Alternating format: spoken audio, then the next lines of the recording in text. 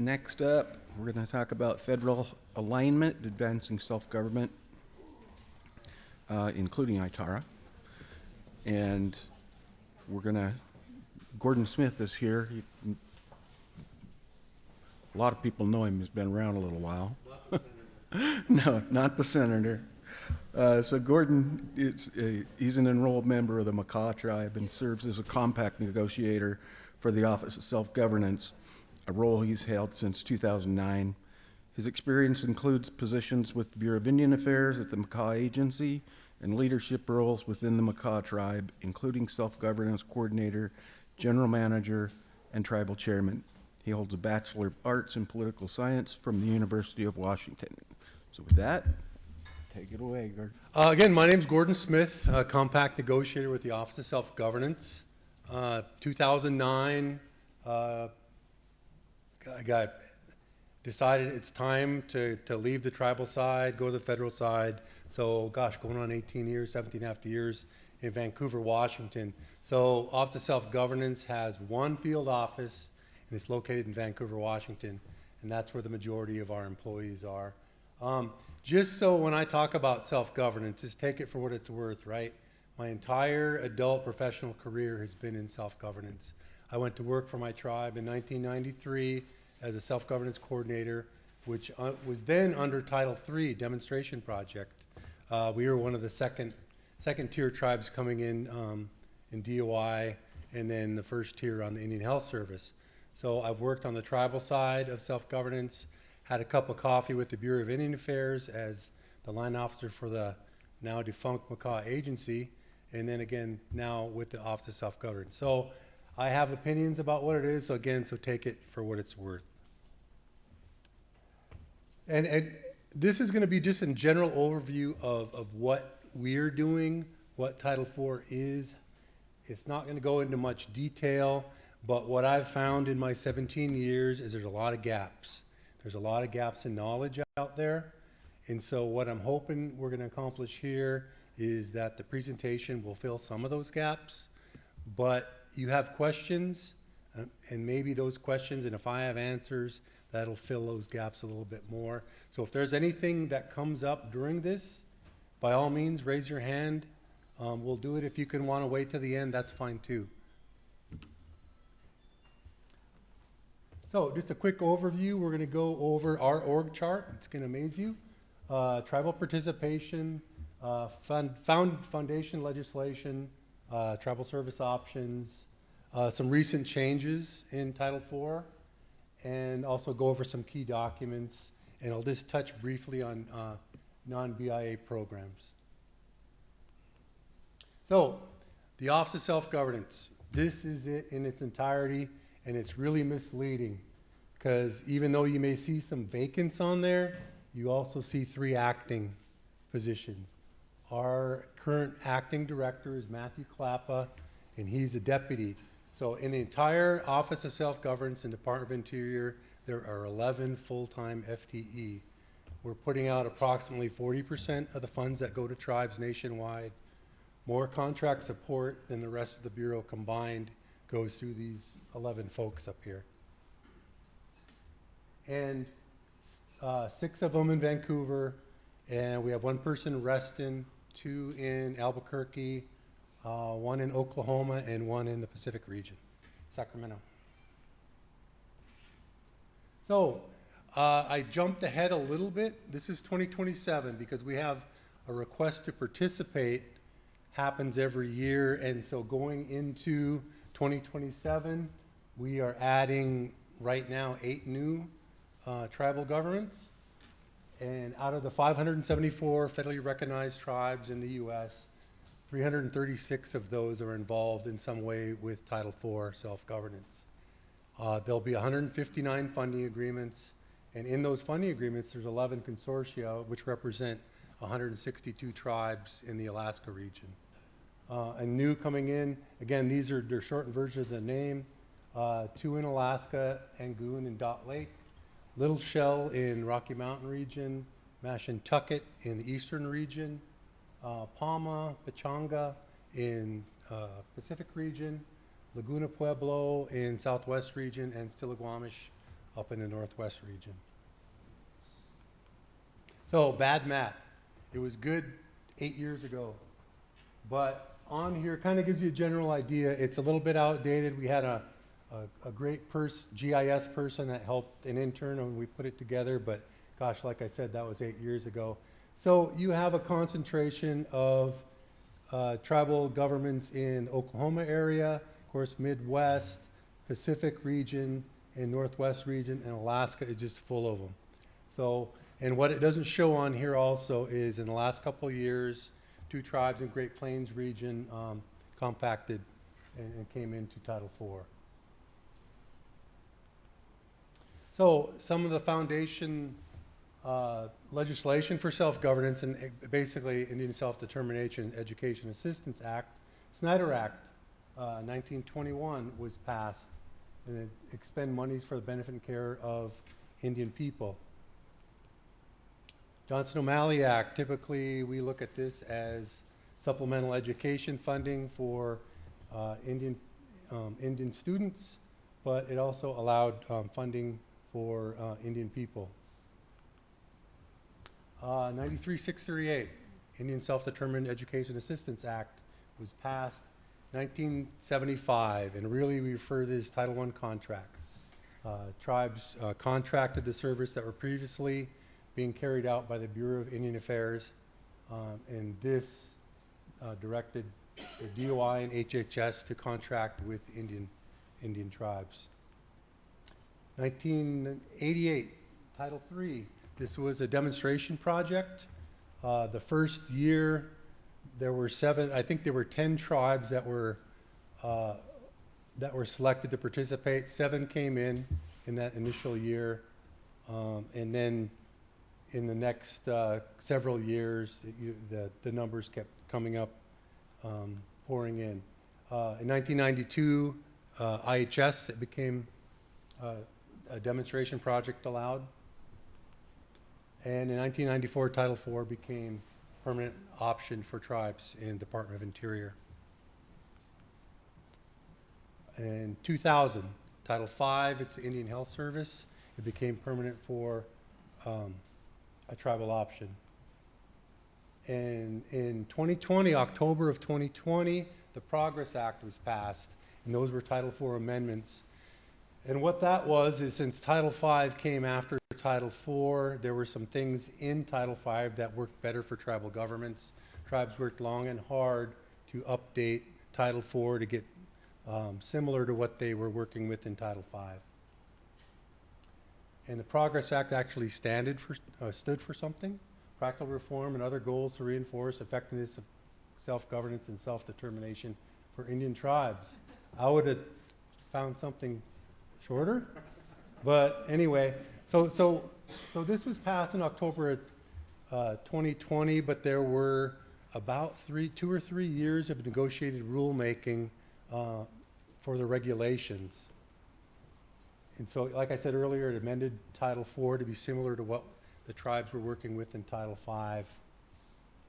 And for the tribes, it created administrative efficiencies by not having to operate under things that were different. So, negotiated rulemaking took a few years. COVID kind of happened in that time frame too. So that went into effect last year, January 10th, 2025. So if you have self-governance questions, you want to know something about it, 25 CFR Part 1000 is a good place to go. It's very comprehensive. It doesn't tell you everything, obviously, but there's a lot in it, and that went into effect just a little over a year ago. And here's a sample of what the regulations. Application process changed. It's not even an application process and selection, it's a request to participate. So that was changed. It became similar to what was happening in Title V. Funding agreements for BIA programs. Addresses funding agreements for non-BIA programs as well. Compacts. Title IV, prior to the Progress Act, a tribe did not have to have a compact. So we have several tribes that we've been working with for over a decade don't have a compact, haven't negotiated compact, wasn't required by law or regulation. But the Progress Act compacts are required. So we have a backlog of negotiating compacts, and we have new tribes coming in. So these are things that are currently in process and we're working on. And it defines a negotiation process too with the new regs.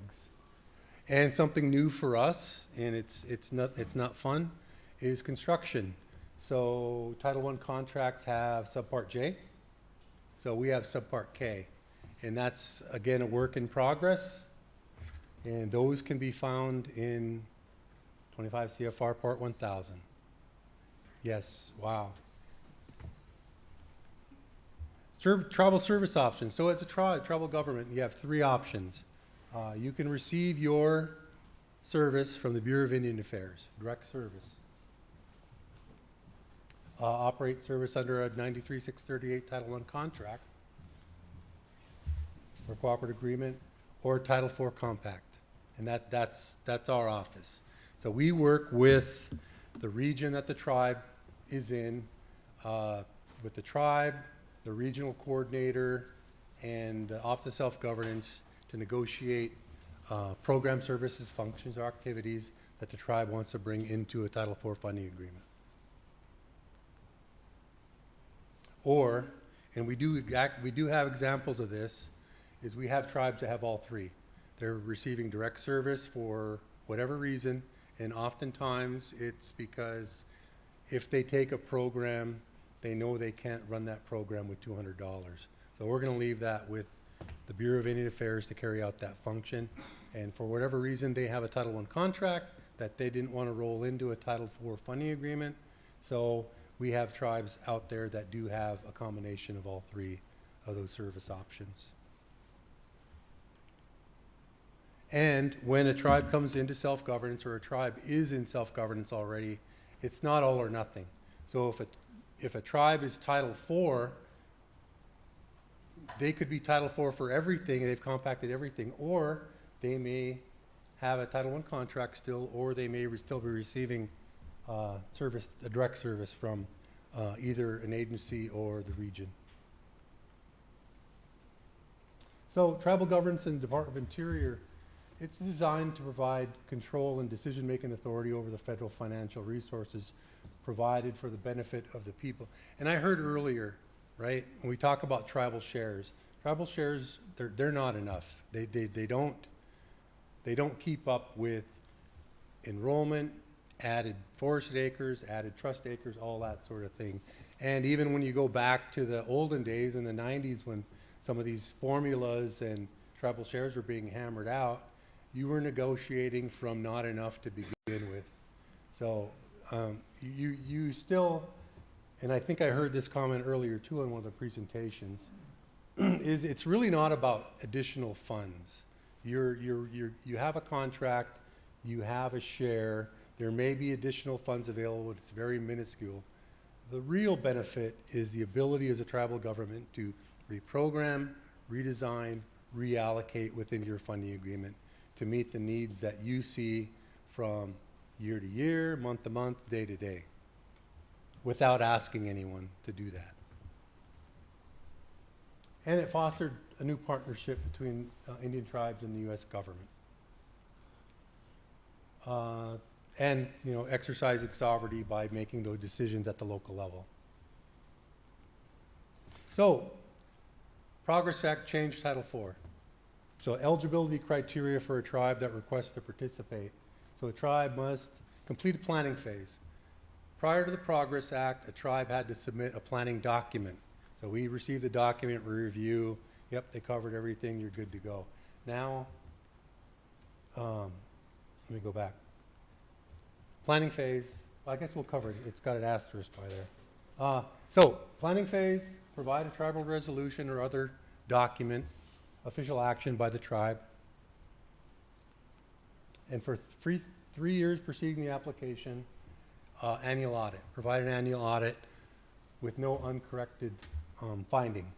Prior to Progress Act, you couldn't have a finding greater than $10,000, or you had to wait 3 years.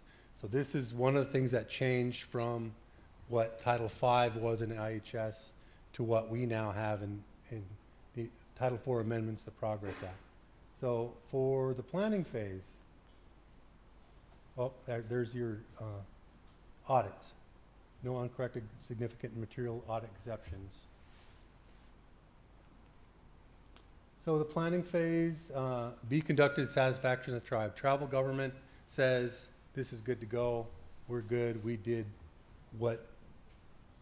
legal research, budgetary research, planning, training, and organizational prep. And this, prior to the Progress Act, we've seen books from tribes about their planning, and we've seen a couple of pages saying what they've done. So it really is up to what the tribal government deems is sufficient for the planning activity before they bring programs into Title IV funding agreement. And going back to what that means is Title IV isn't all or nothing. A tribe may just say, want it simple, we're going to roll our Title I contracts in, we're going to do the same thing, or they may have a great master plan to do all kinds of consolidating, reprogramming, redesign, reallocating. So a compact. When a tribe negotiates a compact of self-governance, it's with the Department of Interior. So our office negotiates that compact with the tribal government, but once that compact is signed by the tribe and the Assistant Secretary of Indian Affairs, it's good for all Department of Interior bureaus. And it specifies the general terms of the government-to-government relationship between the tribe and DOI, and it's negotiated once generally, because once that's in place, tribe's good to go. A tribe may choose to amend it, and we have had a few amendments just recently because some of the tribes that came in at the beginning, they had a compact that was negotiated under Title III, and they wanted to bring up their compact, the terms, to be up to date with the Progress Act. And it stays in place until rescinded by the parties. So a funding agreement, this is where most of the work that we do exists. The legally binding and mutually enforceable written agreement negotiated and entered into between the tribe and the BIA or non-BIA agency. And so they specify the programs that are included, the applicable funding, the programs retained by the BIA for inherently federal functions, and it has also known as residuals. Basically, the residuals are the funds left at the region or the agency to carry out those inherently federal functions. And it also says which funds to be transferred to the tribe. In some cases, the program, the PSFA is retained by the Bureau. Some examples of that are there are tribes that don't want to take on the enrollment function. They leave funds at the agency or region for that purpose. And it'll be identified in the funding agreement. And another change from the Progress Act is prior to Title IV amendments, we had to make sure that a funding agreement or annual funding agreement or multi-year funding agreement was signed, or we wouldn't be able to obligate funds. After the Progress Act, a funding agreement remains in place until rescinded or replaced. So a tribe signs one this year, we don't see them for 5 years, their funds come in, we obligate the funds. As long as there's no change, if not adding programs, sending programs back, that funding agreement stays in place until it's either rescinded or replaced with another funding agreement.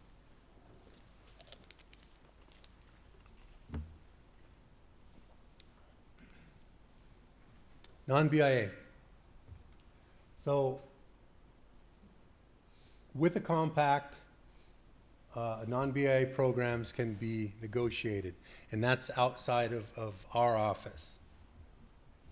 The one thing that we have done recently is we've been asked either by the tribal organization and or the non-BIA bureau to provide some technical assistance And I think I heard a presenter this morning talking about non-BIA programs that are eligible to take into a funding agreement.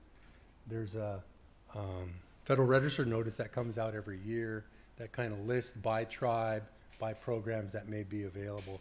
And when a tribal organization or government negotiates for that non-BIA program, you're going to enter into a funding agreement with that non-BIA, BLM, BOR, National Park Service, Fish and Wildlife Service.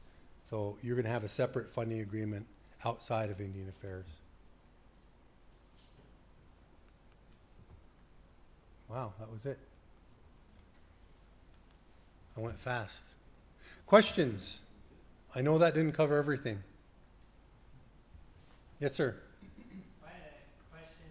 We signed a multi-year funding agreement in 2020 for 5 years. Does that mean we don't have to redo it? There's been no changes. It should have been up in 2025. So would that have fallen under that Progress Act? It is falling under the Progress Act. You don't have to do it, but we're in the process of kind of catching up. But we do, personally, I recommend that we revisit these things. So, which With Chugach okay, Chugachmin, okay. Yeah, and so we will be touching bases to talk about a 2027 and beyond. Yes, ma'am. So I have so many questions, but thank you. That's really exciting that you're here. And I've been trying to work through our multi-year funding agreement and have had so many questions that you've answered. So appreciated that. When you're talking about the non-BIA pieces still falling under the compact, would that be in the same funding agreement, or would there be like a separate Separate. funding agreement? Okay. Yeah, so That like tiers still to the same compact? yep, so you have an overarching compact, and that's with Department of Interior. So you have a funding agreement with Indian Affairs. So that's over here. You're eligible to take a program from BLM. You're going to negotiate a separate funding agreement with BLM. That's under the compact, but it's outside of what you have in Indian Affairs.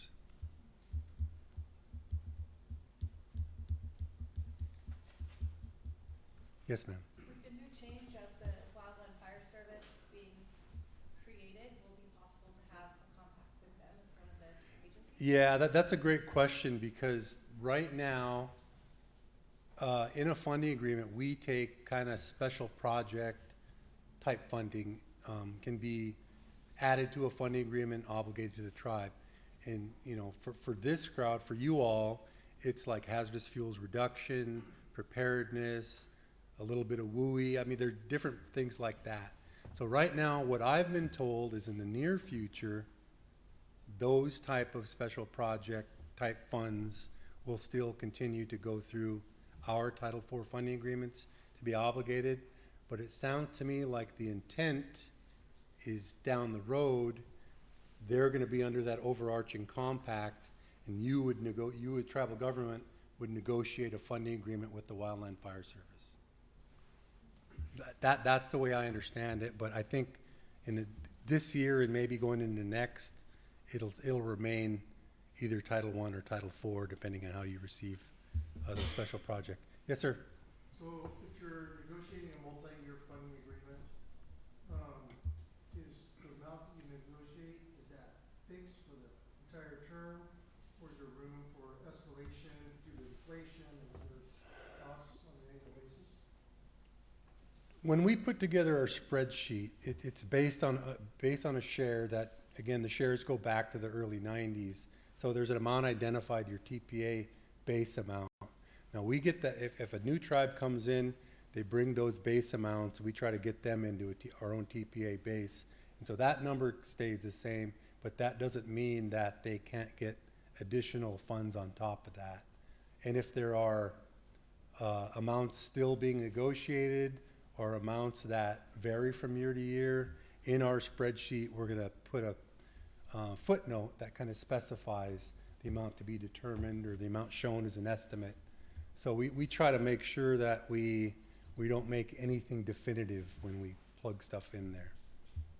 Yeah, because otherwise, if it's always flat, then year over year, your buying power is going down. And Yeah, and one of the things that we did and if anyone's looked at our agreements and our reprogramming document, the number, if you look at a number from today versus 20 years ago, you're gonna go, oh my gosh, that's the same number.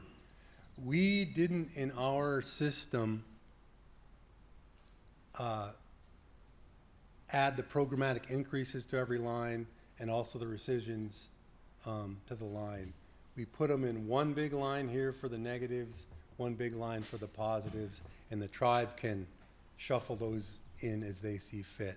So it's kind of misleading when you look at $50,000 in in 2002, and it's the same number in 2025. There have been increases, TPA or pay cost increases, and also rescissions, negatives. Yes, sir. Follow-up question to that, because I mean, we send what we think we need in our annual funding agreement proposals every year, but it's way more than what the BI has appropriated, so you only have flexibility to negotiate within the appropriated amounts. And for us, like law enforcement is a great example, we get about $1.5 million a year, but we supplement that with an additional Right. $4.5 million of travel dollars. And when we make the request, we send the whole six, and they just give us a partial declination saying we agree with the scope of work, but we don't have that much money. Right. No, just what's been identified as that tribe's TPA base amount, and BIA OJS is a little different, but anyway, for the base programs, what you're bringing in there is what we can plug into that agreement. Can you speak a little bit to, I mean, I've heard you say in the past, and I've heard from others, like, that things were negotiated in 1994, and then they've just been set, and also, like, if we were to advocate for some sort of change to that, because I think probably every tribe that's in a self-governance agreement is going to want an increase in where they're at, like, how? Yeah, so going back again to the olden days in the early 90s of self-governance, there was a long process of tribal consultation to come up with distribution formulas. You know, this thing was hammered out nationwide, and they weren't simple formulas either. I mean, they were fairly simple, but I mean, they weren't just number of tribes or enrolled members, that sort of thing. I mean, forestry program was based on forested acres. Real estate services programs were based on allotments and things like that. Social service programs were based on enrollment and service area, and there's all kinds of criteria. So this thing happened for at least a couple of years. They went around tribal consultation. You know, they took a snapshot in 1993, 94, and that's where it's been. So those programmatic amounts, whether you're Title I or Title IV, have been pretty much the same since then. They've had, you know, some increases in base over the years. Natural resources just recently had some scholarships maybe 12 years ago. So basically they've been the same. Now, we hear, yes, our enrollment has changed. We've added 10,000 acres of forest land, but the real hard problem is going to be is getting every tribal government in the nation to throw everything back in the pot and come out with different formulas. And you know that that's realistically not going to happen. But on the other side of that, when there are new funds, maybe we shouldn't look at the old distribution formulas. Maybe those should be updated. But that's just thing. But that's not uncommon. We speak with tribal governments and the folks that we work with, and said, yeah, in '93 we had 2,500 members. Now we have 4,200 members. I mean, but that's going to be a hard one to crack. And when you do advocate, your tribal leaders want to advocate for that, you know, that's a hard thing too. You're going to advocate for a program. Maybe there's an increase. It gets thrown into the big pot, and you're going to come out with $200 at the end of it. So there's no easy answer for that. Yes, sir. So you were saying early on, you're getting eight new tribes adding to become self-governance. So do you get additional appropriations for that, or does that come out of the base pot? It comes out of their own TPA base funding. I mean, if you add more, then there's more tribes to it. If it's coming out of the same amount of Not really, because I think it's already been identified. So really their Title I contract, or what the tribe kind of rolls into a Title IV funding agreement. So in a perfect world, the region would have identified tribal shares on top of the contracted amount. And I know, I can't speak for Eastern Oklahoma, Southern Plains, but in the West Coast, I know Alaska region, Northwest region, and Pacific region did this. Other regions, not so much. So whether a tribe is Title I or Title IV, those amounts have been determined and negotiated back in the 90s. That's kind of the base amount. There's been some increases here and there, but basically the foundation of that amount. So when new tribes are coming in, right, they're bringing in their TPA base amounts that are identified.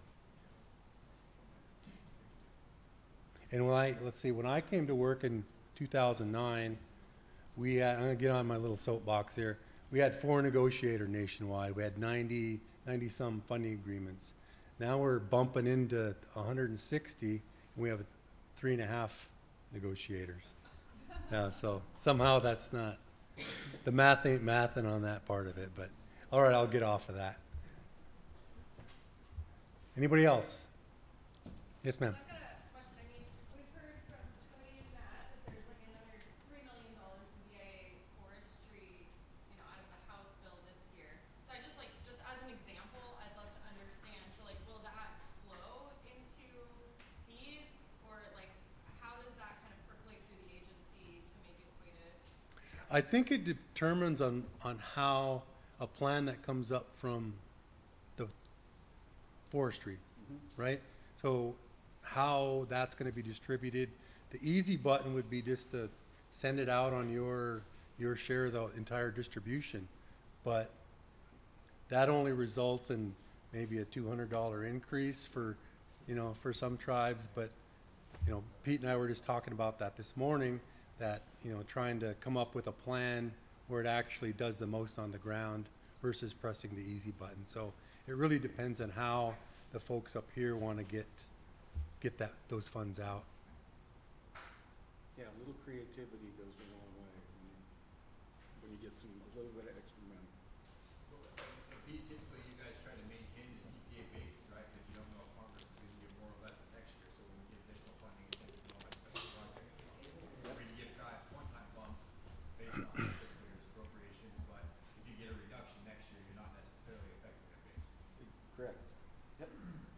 And I remembered something from earlier too, is that one of the presenters had talked about non-BIA, and it really wasn't that easy. I mean, it's been there for a long time. And I've seen presentation from tribal governments about, how hard it's been to get from, well, there it is, it's in the law and regulations, to actually get an agreement in place. And it has been hard. And it's been hard in ways of like, no, you guys can't do that. Or, oh yeah, you can do it, but we're going to add 10 things to the list of what you're going to do. And 2 years later, there's no money for it anymore. Those sort of things. But anecdotally, we've had more questions from non-BIA bureaus, inquiries, asking how do we do this? Because I believe that leadership has been pushing non-BIA bureaus to look at Title IV funding agreements. So maybe, I guess, you strike while iron's hot. Might be a time to, if there are non-BIA bureaus in your UNA or your area, might be a time to check in on, to see if that's an option. And that's my contact information. Self-governance questions, feel free to shoot me an email. Okay? All right, thank you.